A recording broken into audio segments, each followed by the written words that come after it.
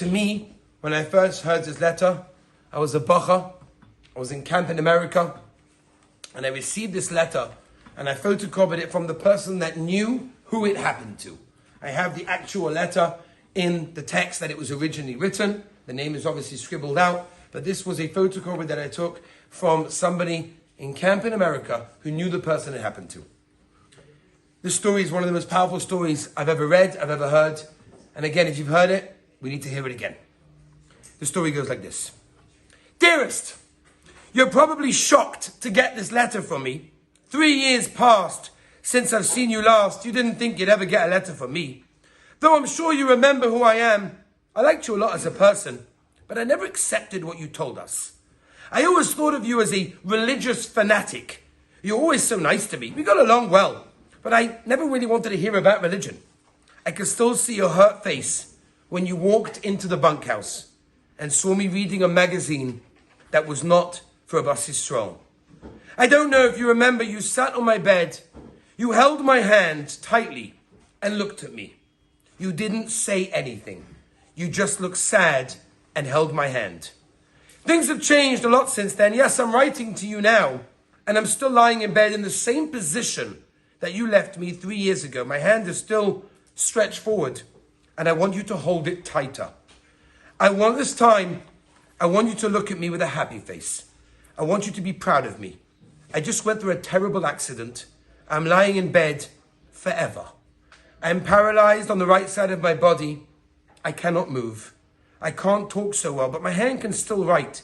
And it's this hand that I stretch out to you. The doctors say my case is a lost case, no recovery. But I think this accident was the greatest and the biggest recovery in my life. I'm not sad anymore. I learned a lesson. It was the hard way, but I learned. I lie here motionless, and I think about all those days that I was able to laugh, to talk, to run and sing and dance and play and pray, do mitzvahs, help people, and thank Hashem for everything. Every single movement that He gave me. But I lie here and cry as I think of what I did with all those happy days. I dirtied my ears. I ruined my eyes. I looked and listened to pictures, music, books and movies that I shouldn't have. My mouth, the most precious tool that Hashem gave us, I used for curses and words and songs that should not enter a Bas Yisrael's mouth. I still see your sad look in front of my face. I still see you sitting on my bed, and I still see your tears rolling down. And I see the disappointment. But how can a motionless mouth fix all the words that it said? How can it daven all the beautiful tefillahs?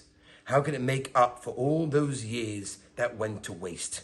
How could a good body correct all the precious time that was used to ruin my neshama? There's no recovery, the doctors say, but my neshama is shouting. I feel it. I feel it pounding. There must be a way to fix everything.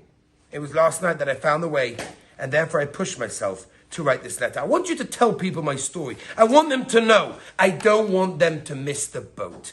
Tell them, please tell them that as long as they can move, sing, dance, run, talk and listen and laugh, let them use it in the right manner. Don't waste time. Sing and thank Hashem for everything He gave you. Use every movement that you have and every moment that you have to clean your neshama. Help others. Yes, I know there are people out there who think that they're cool and in, and they talk about singers and films with the greatest admiration.